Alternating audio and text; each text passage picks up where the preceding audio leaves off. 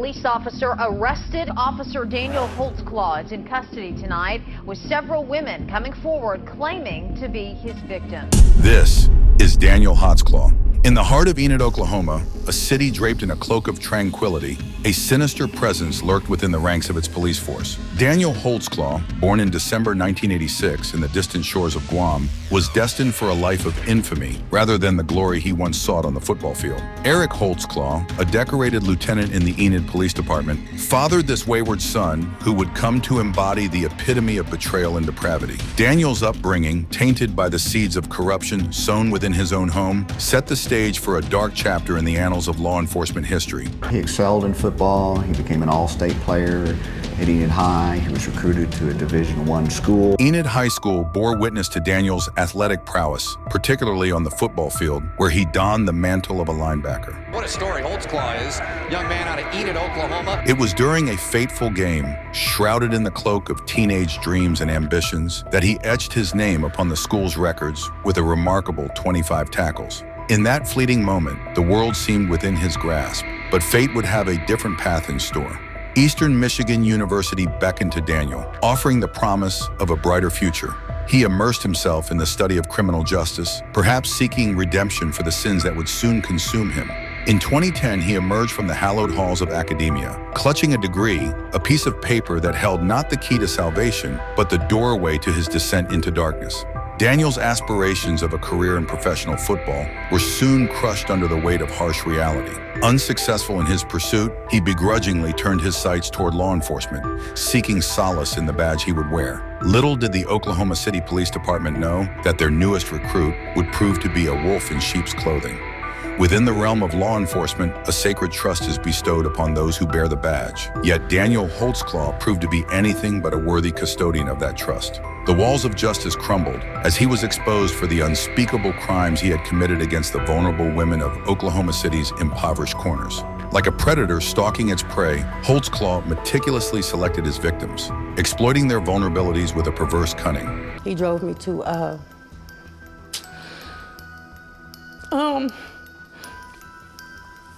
school, and let's out of the school in the back. And he opened the door, he told me to get out and pull my pants down. And background checks were his tool, a twisted compass guiding him toward those with outstanding warrants or tarnished records. It was a calculated scheme, a dance of malevolence, orchestrated by a man who once wore the uniform of righteousness. Mr. Holtzclaw, this jury finds you guilty of the various counts. You will be remanded to the custody of the Oklahoma County Sheriff for formal sentencing set January 21st, 2016 at 10 o'clock.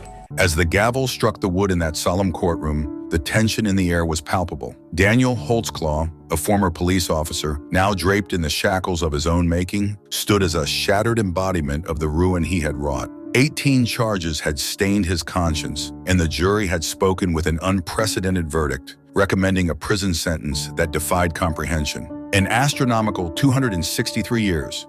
Former Oklahoma City police officer Daniel Holtzclaw reacting to his conviction, this is back in 2015, ultimately sentenced to more than 200 years in prison. Tears welled up in Holtzclaw's eyes, his body trembling with the weight of his impending fate. In the midst of the courtroom's turmoil, lead detective Kim Davis stood resolute. She had been the guiding force, the unwavering voice for the victims who had suffered at Holtzclaw's hands. It was my main focus.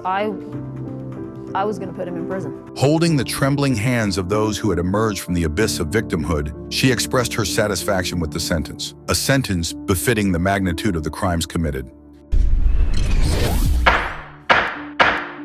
The jury has just returned a verdict in the trial of Howard Weems and Marcus Everhart. Prosecutors contend those officers repeatedly tasered Gregory Towns until he died.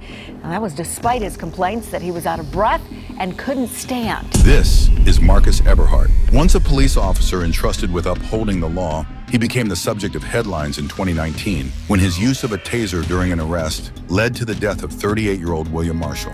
A handcuffed Towns was tased 13 times by Everhart and Weems when they arrived on scene of a domestic call to supervise the arrest. This fateful event catapulted Everhart into the heart of a legal battle, facing charges of involuntary manslaughter and misconduct in office. Prior to the incident, Everhart had served as a police officer for several years. While reports indicated no history of disciplinary action, he had garnered a reputation for being a relatively aggressive officer. Marshall, on the other hand, carried a burden of narcotics abuse and a record of nonviolent offenses. As the trial unfolded, a stark revelation emerged. Everhart's use of the taser on Marshall had exceeded the boundaries set by departmental policy. The prosecution argued vehemently that Everhart had employed excessive force, holding him accountable for Marshall's untimely demise. Conversely, the defense maintained that Everhart had followed his training, attributing Marshall's death to his history of narcotics use and underlying health conditions. In February 2022, a monumental verdict resonated through the courtroom. Everhart stood before the jury, convicted of involuntary manslaughter and misconduct in office, a landmark moment in Michigan's history, marking the first time a police officer had been found guilty of a crime for using a taser. Everhart's fate now rested in the hands of the sentencing hearing, scheduled for May 2022. The specter of potential imprisonment loomed, with a maximum sentence of 15 years hanging over his head. As the verdict reverberated through the air, Everhart displayed a sense of urgency to leave, his reaction seemingly muted. In contrast, his lawyer expressed disappointment with the decision, grappling with the weight of the outcome. However, fate would deliver an even more resolute blow during the subsequent sentencing hearing, as the judge, recognizing the magnitude of the crime, sentenced Everhart to life in prison. What would have been a just sentence for Mr. Weems? Murder, death. That's what I think. That's what they did to him. In a later statement, Everhart sought to convey his remorse for his actions, acknowledging the indelible impact they had upon Marshall's family. He offered heartfelt apologies for the pain he had caused, recognizing that no words or deeds could ever bring back their beloved. Assuming full responsibility for his actions, he expressed his earnest prayers for the family to find solace and closure in the face of unimaginable grief. I don't want to hear anything he has to say. I just really don't want to hear anything he has to say. Gregory's not here to respond for himself, so I did it for him.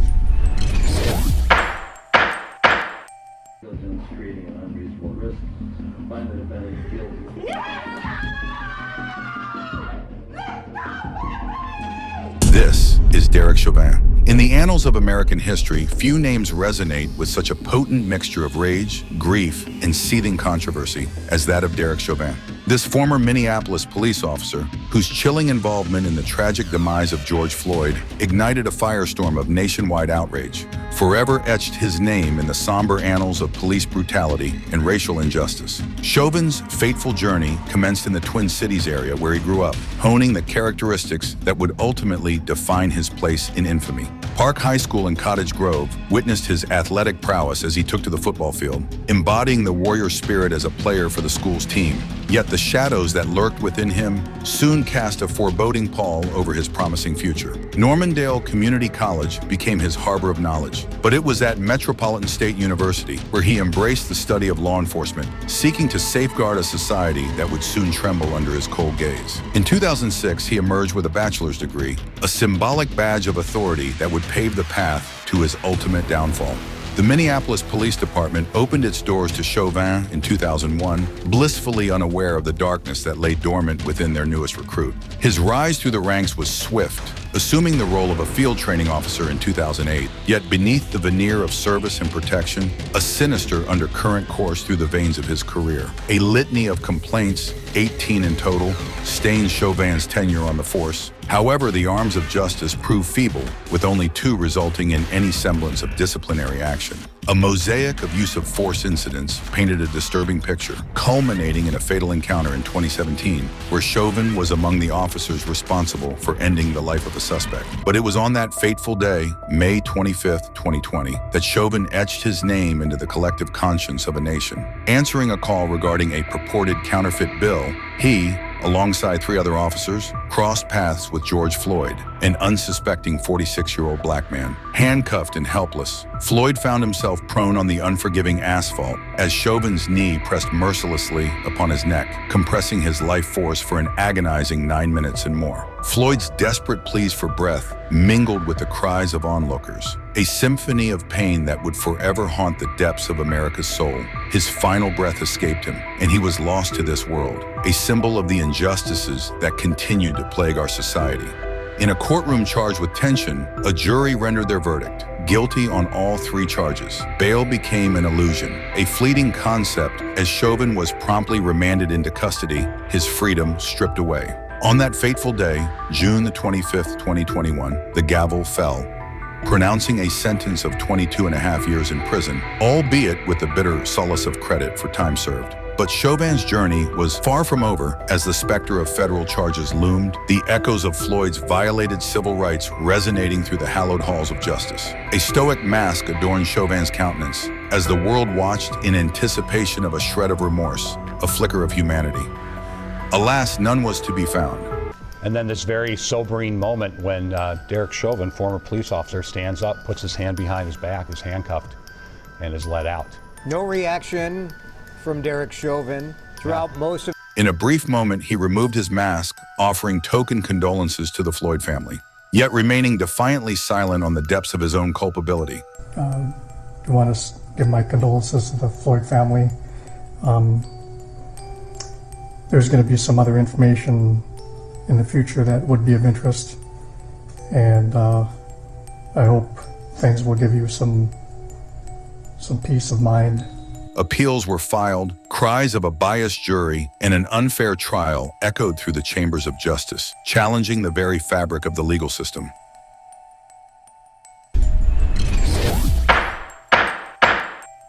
A New Jersey police officer is denying he set fire to a superior officer's home. Hours ago, Edison officer Michael Dautro pleaded not guilty to 5 counts of attempted murder and aggravated arson.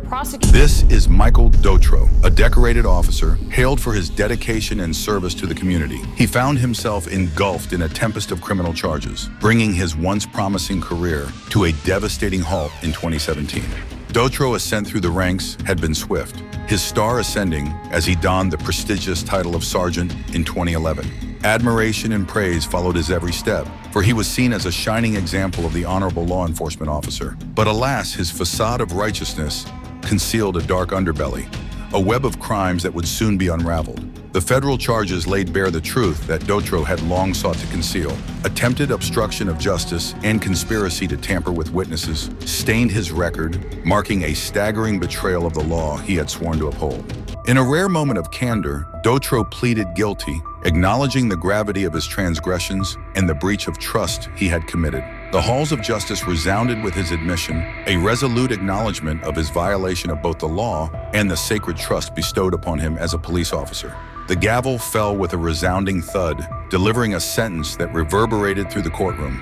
Dautro, now clad in a somber green prison jumpsuit, maintained an eerie composure, his stoic facade untouched by the weight of his punishment.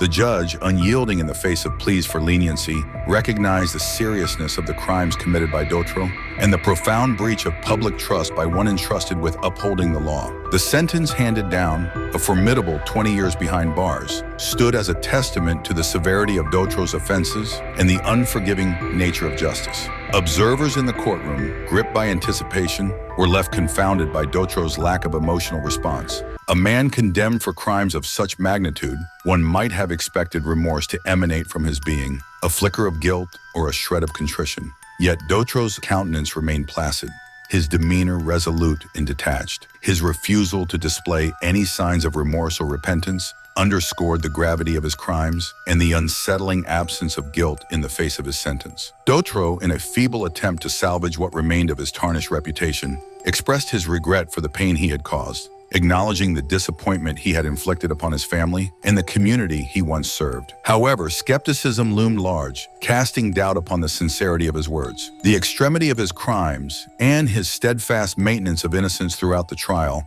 left many questioning the authenticity of his apology. Found guilty of 19 charges involving fabricating evidence and arresting innocent people, was sentenced to 12 years and 6 months in prison this afternoon. This is Zachary Wester. With Within the heart of Jackson County, Florida, the twisted tale of Zachary Wester unfolded, shattering the very fabric of trust that had once bound the community. Behind the facade of a sheriff's deputy, a dark undercurrent surged, fueling an insatiable addiction to power. This addiction, like a poison coursing through his veins, would manifest in a series of shocking abuses of authority that would leave his colleagues and the entire community in stunned disbelief. Wester's fall from grace was swift and devastating. The seduction of power consumed him, driving him to commit unspeakable acts of misconduct and deception. Multiple charges, each more harrowing than the last, adorned his criminal record. Racketeering, official misconduct, perjury, fabricating evidence, and possession of controlled substances marked the path of destruction he had carved through the lives of innocent victims. On that fateful day, September 7th, 2021, the gavel fell, pronouncing a sentence that aimed to reckon with the depths of Wester's transgressions. 12 years in the cold confines of prison awaited him, a resolute punishment that sought to reflect the magnitude of his crimes. The community, ravaged by his actions, grappled with the aftermath, yearning for justice and demanding a system that would hold those in power accountable. The genesis of Wester's criminal spree can be traced back to 2016, a year in which he began to prey upon unsuspecting motorists planting narcotics upon them during seemingly routine traffic stops. Gee, Mr. Wester, you've robbed me of my credibility being a mother and a grandmother for the last 3 years. I've probably missed 1.5 years of my grandbaby's life because of this. His malevolence remained concealed until a brave driver came forward, shedding light on Wester's sinister actions. An investigation was launched, peeling back the layers of corruption that had festered within his heart for years. The truth emerged, and in 2019, Wester was apprehended. His reign of deceit and abuse abruptly halted. A troubled history tainted Wester's background, providing glimpses into the darkness that would later consume him. Prior termination from another law enforcement agency in Florida, a testament to his failure to meet the very standards expected of him, was a mere precursor to the horrors that would unfold in Jackson County. Yet even in the face of overwhelming evidence, Wester clung desperately to his tattered veil of innocence. He spun tales of being set up, vehemently denying any involvement in the planting of illegal substances on unsuspecting victims. The courtroom, a stage set for truth and justice, witnessed his feeble attempts to deflect blame, his arrogant and dismissive attitude casting a sinister shadow over the proceedings. This is video from Wester as the verdict was being read. The former Jackson County deputy displayed little emotion as the verdict. Lies flowed effortlessly from his lips as he claimed the narcotics had been present, but denied personal involvement in their placement. The victims of Wester's crimes, a testament to his abuse of power, stood resolute in the courtroom. Their presence bore witness to the horrors they had endured, their voices seeking solace in the pursuit of justice. Right now at 4:30, more on that breaking news. Former Fort Worth police officer Aaron Dean is now locked up in the Tarrant County Jail. This is coming more than 3 years after a jury says he shot and killed a Tatiana Jefferson in her own home. This is Aaron Dean. The name Aaron Dean became etched in the annals of American police misconduct in 2019, when his actions forever altered the life of Tatiana Jefferson and ignited a national conversation on police brutality. As a former police officer in Fort Worth, Texas, Dean found himself at the center of a fateful incident that unfolded in the early hours of October 12, 2019. Responding to a non-emergency call for a wellness check on Jefferson's mother's home, people say, well, James, it's not your fault. It's not your fault.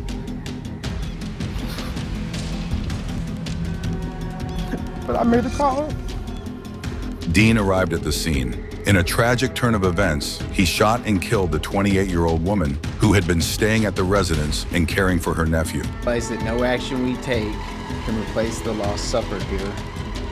I'm deeply sorry for what occurred. The repercussions of that moment reverberated far and wide, laying bare the systemic flaws in law enforcement. I'm here to let you know your city is hurting. They need to take it further. Don't let them sweep this under the rug and give him what they want him to have. No, take it to the White House. If you have to fight, if you have to march, take it to the White House. Before his 10 years in the Fort Worth Police Department, Dean had worked as a detective, ensuring public safety within the Dallas-Fort Worth International Airport Department. Throughout his career, he had maintained a clean record, free from disciplinary issues. However, the events that unfolded that night would shatter that facade and expose the violation of several departmental policies, including those regarding the use of force and de-escalation. Following the shooting, Dean resigned from his position with the Fort Worth Police Department. Yet accountability caught up with him as he was subsequently arrested and charged. In August 2021, a Tarrant County jury delivered a guilty verdict, albeit on the lesser charge. Verdict reads, we, the jury, find the defendant Aaron York Dean guilty of the offense of manslaughter, as signed by the presiding juror. Under Texas law, the offense carried a potential penalty of 2 to 20 years in prison. During the sentencing hearing held on October 14, 2021, family members of Tatiana Jefferson addressed Dean, expressing the profound grief and loss they had endured. Ashley Carr, Jefferson's sister, eloquently described her as a blossoming flower and spoke on behalf of their mother, who had passed away prior to Dean's conviction. As the judge announced Dean's sentence of 11 years and 10 months in prison, a term longer than the typical under Texas law, the former officer showed no visible emotion. Such stoicism may be interpreted in various ways, some seeing it as a lack of remorse or comprehension of the gravity of his actions, while others might argue that Dean sought to maintain composure in an emotionally charged environment. Unraveling the true nature of his demeanor during the sentencing remains an enigma. Dean's sentence of 11 years and 10 months in prison includes the possibility of parole once he has served half of his term. The court proceedings also shed light on his knowledge of police regulations, revealing a troubling lack of understanding and competence that calls into question his suitability for the role of a law enforcement officer. Is to put criminals behind bars, but today a local police chief faces jail time himself. This is Daniel Saylor. The journey of Daniel Saylor, the former police chief of Windermere, Florida, took a grave turn, culminate in a sentence that would forever alter the trajectory of his life. From his humble beginnings as a patrol officer in Ohio to his rise as a chief of police in various towns, Saylor's career was marked by years of service and dedication. However, the specter of perjury would cast a dark cloud over his legacy. In 2014, Saylor found himself embroiled in a case that would unravel the foundation of his professional standing. Accused of perjury in a high-profile matter involving a prominent resident of Windermere, the allegations centered on the resident's purported improper expansion of his home. It was during a deposition that Saylor stood accused of lying under oath, a charge that would lead to his subsequent arrest and prosecution. The trial, which took place in 2019, would become the crucible in which Saylor's fate was sealed. Found guilty of perjury, he faced the weight of an 8-year prison sentence. The gravity of the situation was evident in Saylor's visage as he struggled to come to terms with the sentence, requiring assistance to leave the courtroom. In a bid to sway the court towards leniency, he pleaded for a lighter sentence, citing the loss of his job and the tarnishing of his reputation as already significant penalties. His attempts to convince the jury of his innocence were met with resistance as the judge passed down the sentence, leaving Saylor visibly displeased and expressing his confusion and plea for mercy. Don't really know what to say to you. I still believe what I said was the truth. I'm a single father with a daughter. I've served my country in the state of Florida for many years, and I find myself in this position now. I don't know what to say to you, Your Honors. Please have mercy on me. The weight of his role as a single father and his past service to Florida loomed large, adding further complexity to an already tumultuous moment. In a statement issued through his attorney, Saylor maintained his steadfast stance of innocence. While condemning the justice system that had brought him to this point, he claimed to be a victim of unjust targeting by prosecutors, asserting that his conviction was a result of prosecutorial misconduct and the judge's failure to hold the prosecutor accountable. Saylor expressed regret for the toll his convictions had taken on his family, particularly his wife, who had stood by his side throughout the arduous legal proceedings. While acknowledging his fallibility and mistakes, he maintained that he had always acted in good faith as a police officer. Well, he's known for investigating the Roden family murders, but now former Pike County Sheriff Charlie Reer will be known for spending time behind bars. This is Charlie Reer. In the depths of Pike County, Ohio, a former sheriff found himself entangled in a web of criminal accusations that would forever tarnish the reputation of the office he once held. The weight of 2 counts of theft in office and tampering with evidence bore down upon him, leaving the community in disbelief and seeking answers for the betrayal they had endured. The seeds of suspicion were sown in 2019 when whispers emerged of the sheriff's alleged misdeeds. It was believed that he had siphoned funds from narcotic busts to fuel his insatiable gambling addiction. A sum totaling approximately $5,000, the gravity of the accusations could not be ignored in the sheriff's attempts to justify his actions by claiming to have used the cash for the benefit of the community fell upon incredulous ears. Police cannot do their jobs on their own. They have to have the faith of the community. If you don't have the faith of the community, you cannot have an effective police force. And I think we're seeing that today. Reer saw through the veil of deceit, recognizing the hollowness of his excuse in the face of mounting evidence. The trial that followed laid bare the truth that the sheriff had sought to conceal. Charges loomed large, casting a damning shadow over his once pristine reputation. The evidence presented left little room for doubt, revealing that the stolen funds had been used for personal gain. His feeble attempt to mask his tracks by falsely reporting the misappropriated money as community support only served to further erode the faith placed in him by the very citizens he had sworn to protect. Desperate to evade the consequences of his actions, the sheriff took the stand. His voice choked with emotion, tears welled in his eyes as he implored the judge for leniency. I have, and I now pray that the court will find mercy on me. And I beg the court, if they see fit, to grant me community control. I am a good person. Made bad decisions and choices. Taking responsibility for his transgressions and acknowledging the irreparable damage inflicted upon the image of the sheriff's office. It was a plea that sought to appeal to the mercy of the court, a last-ditch effort to escape the clutches of imprisonment. However, the judge remained unmoved by the sheriff's emotional speech, armed with a question that struck at the heart of the matter. The big question I have, and is on everyone's mind, I'm assuming, is, I guess, why did you take the money? With unwavering resolve, the judge demanded an explanation for the discrepancy between the denominations of the money the sheriff claimed to have used for community support and those that had been taken from the crime scene or the individuals involved. In that moment, the truth could no longer be denied. The sheriff had plundered the funds for personal gain, and his pitiful attempts at saving face crumbled before the scrutiny of justice. The gavel fell with resolute finality, delivering a sentence that sought to reflect the magnitude of the sheriff's crimes. 6.5 years of prison time awaited him, a stern rebuke for theft in office and tampering with evidence. Yet the counts would run concurrently, and he would only serve 3 years behind bars. As a final blow, the former sheriff would forever be banned from holding any public office in Ohio, the echoes of his betrayal resonating through the halls of power. Big breaking news story today. Former Kansas City police detective Eric DeValcanera is headed to prison for 6 years. This is Eric DeValcanera, a former police detective. He found himself at the center of a storm when he was sentenced to 6 years for the fatal assault of Cameron Lamb in 2019. The incident, a heart-wrenching chain of events, unfolded against the backdrop of a traffic incident in Kansas City. Responding to the scene, DeValcanera and his partner, clad in plain clothes and police department vests, entered the backyard of Lamb's home without a legal warrant. In the midst of this turbulent encounter, Lamb, slowly reversing his pickup truck down a ramp into the basement garage, fell victim to a volley of 4 shots fired by DeValcanera. House is clear.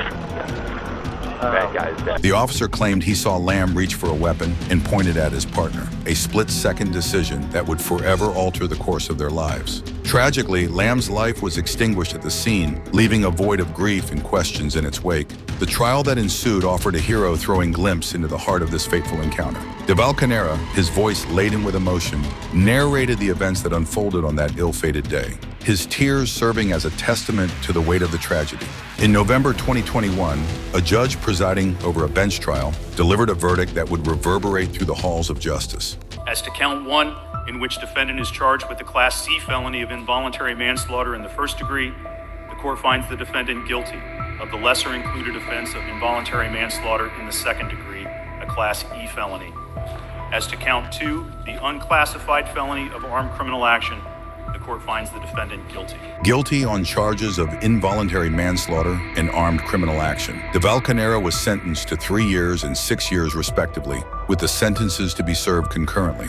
Following the sentencing, DeValcanera's defense attorney sought his release during the appeals process. Their plea was granted by Judge James Dale Youngs, who deemed incarceration unnecessary at this stage. DeValcanera, as he heard the sentence pronounced, held his hand at the desk, his visage etched with shock and disbelief. For the grieving family of Cameron Lamb, the verdict provided a measure of closure, albeit with the eternal pain of loss.